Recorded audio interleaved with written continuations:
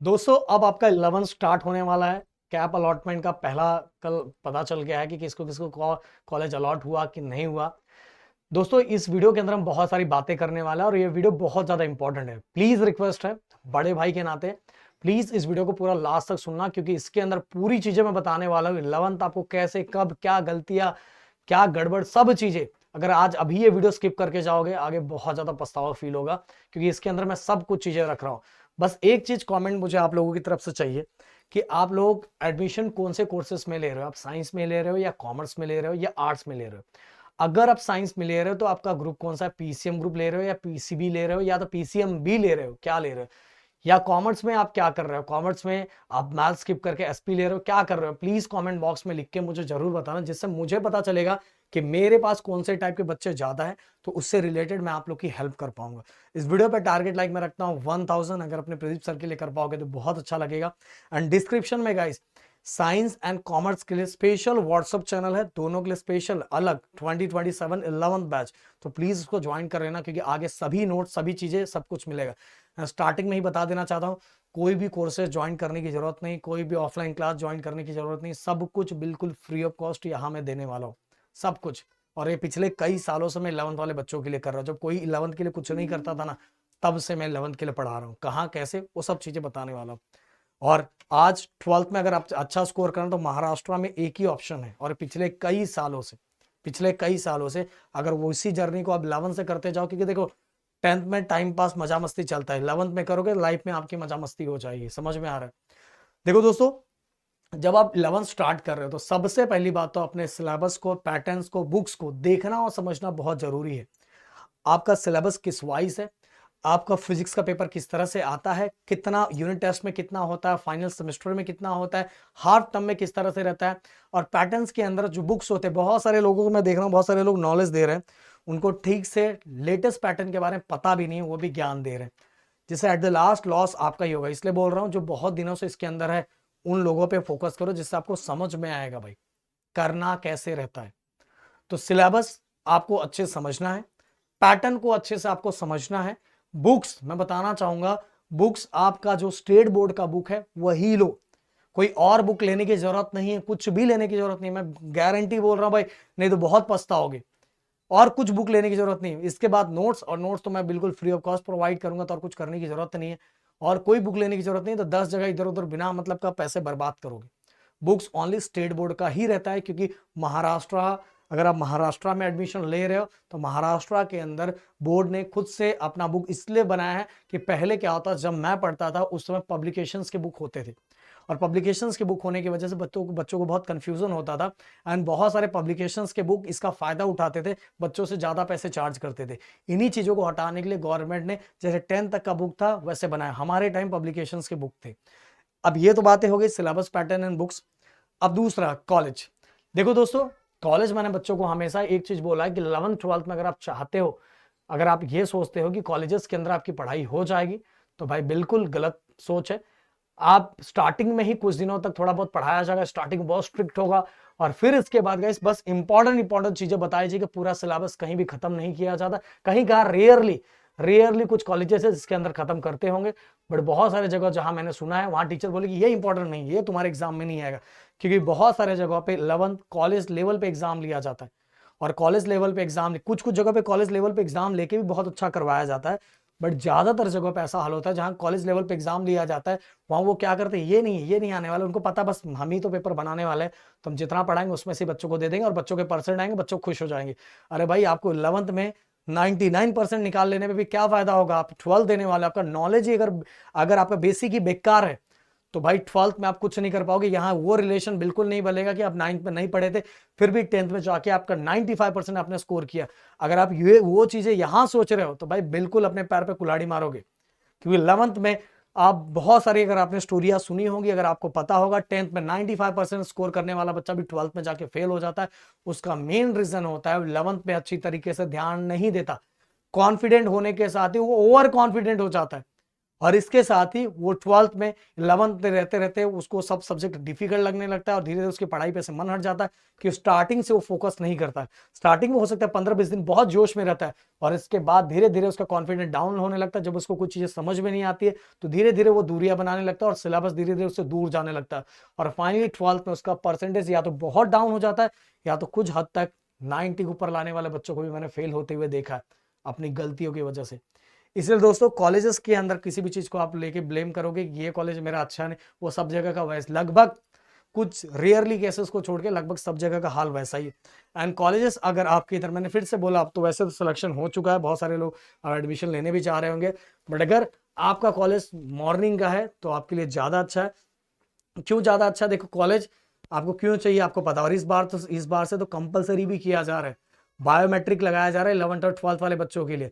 अगर आप अटेंडेंस नहीं देते तो आपको एग्जाम में नहीं बैठने दिया जाएगा। पहले क्या होता था, टीचर थोड़ा बहुत सेटिंग कर लेते थे, हो जाता था, निकल जाता था, पर इस बार से गवर्नमेंट का रूल आ रहा है बायोमेट्रिक लगाया जाएगा, टीचर्स का भी बच्चों का भी, तो उनको पता चलेगा और उसी वाइज उनके पास ऑलरेडी डाटा चला जाएगा और उस वाइज आपका एडमिट कार्ड रिलीज होगा 12th का। तो एक बड़ा टेंशन ये स्टार्ट हो चुका है। तो इसलिए बोल रहा हूँ कॉलेजेस अगर आपको मॉर्निंग में रहता है तो मॉर्निंग में आप जल्दी उठ के फटाफट कॉलेज चले जाए, 12-1 बजे तक वापस रिटर्न आ जाते, 1-2 घंटा रेस्ट करके फिर अपना पढ़ने बैठ जाते, आराम से पढ़ाई चालू कर देते, काम हो जाता, उसमें रेस्ट भी कर लेते, एक्सरसाइज वर्कआउट वो भी करना है, कर डेली आप रूटीन से काम करते हो जाता। बट आफ्टरनून में प्रॉब्लम ये है कि सुबह बच्चा जब दोपहर का कॉलेज है तो लेट उठेगा, ये सिंपल सा लॉजिक ही है भाई, बच्चा लेट ही उठेगा, तैयार होने में टाइम करते करते वो सुबह का टाइम वैसे ही खराब कर देगा, खराब करने के टाइम फिर जल्दी कॉलेज उसको निकलना रहेगा, दूर कहीं कॉलेज है तो और जल्दी निकलेगा, और करने के बाद शाम को आते आते कॉलेज में दिन भर बैठे बैठे भी, भले पढ़ा कुछ नहीं होगा पर बैठे बैठे भी थक जाएगा, शाम को आएगा होमवर्क करते करते जो कॉलेज का सब कुछ है वही करते करते उसकी हालत खराब, और पढ़ाई फिर धीरे धीरे वहां से टूटती जाएगी। और अच्छा कुछ आपको कुछ अच्छा पढ़ना है तो भी बहुत सारे ऑप्शन बहुत कम मिलते हैं, ऐसा हो जाता है। इसीलिए बट अगर आपके पास ऑप्शन ही नहीं है, जैसे आप बहुत सारे मुंबई के कॉलेजेस जो होते हैं वो ज़्यादातर आफ्टरनून में होते हैं क्योंकि ट्रैवलिंग दूर से करके आना रहता है। तो अगर आपके पास ऑप्शन नहीं है तो कोई बात नहीं, पर अगर आपके पास ऑप्शन है तो भाई मैं बोलूँगा मॉर्निंग का कॉलेज बेटर होता है, क्योंकि कॉलेज में जितना जल्दी जाके वापस आ जाओगे उतना अच्छा, सेल्फ स्टडी ज़्यादा अच्छा करोगे तो ज़्यादा अच्छा है। एक और चीज़ मैं बोलना चाहूँ कोर्सेज से रिलेटेड, मैंने पहले बताया कौन से कोर्सेज में एडमिशन लेना चाहते हो, कॉमेंट बॉक्स में बताना। अभी आप किसी भी अगर ऑफलाइन में एडमिशन लेने जा रहे हो या ऑनलाइन में भी कहीं एडमिशन लेने जा रहे हो, तो अगर आपका 95% है, 90% है, 85% है, तो भाई उनको आपके परसेंट से पहली बात तो लेना देना नहीं है। उनको बस आपको एक भाई आ गया पैसा आ गया है ये सोच के आपको बिठाया जाएगा, समझाया जाएगा, आपकी ऐसी काउंसलिंग की जाएगी कि भाई तू कल के दिन ही डॉक्टर बन के बैठ गया, कल के दिन ही तू इंजीनियर बन गया, कल के दिन ही तूने IIT क्रैक कर दिया। ऐसा नहीं है, मैंने बोला देखो आपसे ज्यादा अच्छा आपको कोई नहीं जानता। आपने 95% स्कोर, हो सकता है कि आपने जो क्वेश्चन पढ़ के गए तो वही क्वेश्चन सेम टू सेम आ गए, आपने कितना मेहनत किया, आप कितना मेहनत कर सकते हो, कितने घंटे बैठ सकते हो, कितना पढ़ सकते हो, या तो बस आप लास्ट के 1 महीना पढ़ के आपने स्कोर किया, जैसा भी जो चीजें हैं वो आप ही जानते हो, या आपने साल भर मेहनत किया, ये सब चीजें आप ही जानते हो, आपसे ज्यादा अच्छा कोई नहीं जानता। इसलिए मैंने बच्चों को कुछ मैंने पहले ही बताया था, इन सभी चीजों में फंसने से पहले सबसे पहले आप खुद को चेक कर लो। अगर आपका 50% भी आया होगा तो भी गाइस, 55% भी आया होगा तो भी आप कुछ भी कर सकते हो, करने को तो आप कुछ भी कर सकते हो, बट आप चेक करो कि सच में आप कर सकते हो। नहीं तो गाइस क्या होगा पता है, आप एडमिशन लेके पैसे भी बर्बाद कर चुके रहोगे, 4 महीने के बाद ऐसा हाल हो चुका रहेगा, ना पेरेंट्स को बोल पाओगे, ना किसी को अपना दर्द बता पाओगे। उस चक्कर में आपका जो बोर्ड का कंटिन्यूस स्टडी है, क्योंकि आप सभी को पता है इन सभी जेई नीट सीईटी के साथ ही आपको ग्रुपिंग भी क्लियर होना चाहिए, एडवांस में जाने के लिए 75% बोर्ड में होना चाहिए। नीट के लिए ओके, नीट के लिए मैं आपको बताना चाहूंगा कि आपका 60% होना चाहिए, सीईटी के लिए 45% होना चाहिए। पता चला इन सभी के चक्कर में आपका परसेंट ही नहीं बना, आपका ग्रुपिंग क्राइटेरिया ही कंप्लीट नहीं हुआ है। तो इसीलिए गाइस अपने आप को खुद को जानने के लिए, अगर मैंने बोला अगर आपका 55% है तो भी आप कर सकते हो, बट गाइस खुद को जानो पहले। मैंने बोला देखो ऑनलाइन बहुत सारी चीजें अभी है, उसको 10-15 दिन थोड़ा पढ़ो और देखो आप 10 से 12 घंटे बैठ पाते हो कि नहीं बैठ पाते हो। अगर आपको कोई बोले 2 घंटे आपका जेई एडवांस निकाल देगा, नीट निकाल देगा, तो भाई उससे पूछना खुद कभी जेई का एग्जाम भी दिया है क्या, मेंस का भी एग्जाम बस दिया है क्या। ज्ञान कुछ भी कोई दे देता है, पर जिसको खुद को पढ़ना है ना भाई, उसको पता है कि सिलेबस इतना आराम से कंप्लीट नहीं होता, उसके लिए दिन रात मेहनत करता है, मेहनत लगती है और रियल वाली मेहनत लगती है, वो दिल से मेहनत निकलती है। तो अगर आप 12 से 14 घंटे 10 से 12 घंटे बैठ पा रहे हो और बैठ के आप एकदम खुद से दिल से बैठ पा रहे हो, अगर आपने 10-12 दिन ऐसे कंटिन्यू कर लिया, अपने आप को संभाली, तो भाई आप कर लोगे, भले आपका 55% भी क्यों ना हो। भले आपको 55% पे आपके लोग हंसते होंगे, नहीं भाई तेरा तो 55% है, तू जेई करने जा रहा है, क्या होगा। पर नहीं, अगर तेरा है और तुझे समझ में आ रहा है, तुझे समझ में आ रहा है कि हाँ भाई ये मेरे को समझ में आ रहा है, मेरे से हो रहा है, मेरे को हर चीजें क्लियर हो रही है, तो ऑनलाइन पहले समझ लो, फिर इसके बाद गाइस ऑफलाइन किसी चक्करों में पढ़ो। और किसी भी चक्करों में पढ़ने से पहले मैं तो एक ही चीज बोलूंगा, अगर ऑफलाइन के अंदर जा रहे हो तो पहले उनको बोलो कि भाई मुझे पहले एक दिन देख लेने दो। देखो ऑनलाइन में तो सभी टीचर्स के लेक्चर अवेलेबल है, आप पहले से देख लेते हो। बट ऑफलाइन में प्रॉब्लम यह है कि आप जब वहां जाओगे, आप फीस पे कर चुके रहोगे, तो आप बाद में कुछ कर भी नहीं सकते। इसीलिए पहले आप वहां देख लो, देखने के बाद फिर इसके बाद ज्वाइन करो, नहीं तो 4 महीने 2 महीने के बाद आपकी वो हालत हो चुकी रहेगी। आपके बहुत सारे बाकी ऑप्शन भी है, जेई नीट सीईटी के अलावा भी बहुत सारे ऑप्शन है लाइफ में भाई। बताना चाहूंगा 12th के बाद, अब 12th वाले जो बच्चे होंगे उनसे मिलोगे तो आपको सच्चाई बताएंगे कि जेई जेई बहुत सारे बच्चे जेई में स्टार्टिंग में एडमिशन लिए थे, बाद में करके वो लास्ट में सीईटी दे रहे हैं, कि उनको पता है कि अपने यहाँ महाराष्ट्र के अंदर ऐसा प्राउड फीलिंग होनी चाहिए, अपने पास आईआईटी को टक्कर देने वाले कॉलेजेस अपने पास है, जो सीईटी के दम पे ही मिल जाता है, सीईटी के दम पे मिल जाता है। तो इसलिए बहुत सारे बच्चे लास्ट सीईटी में आ जाते हैं। पर थोड़ा प्रॉब्लम ये हो जाती है कि उनका बोर्ड खराब हो चुका रहता है, कि उन्होंने पूरी पढ़ाई उसी वाइज की है, अब इसको भी अलग से करने के लिए थोड़ा उनको मेहनत करना पड़ता है, थोड़ा मेहनत करना पड़ता है, समझ में आए।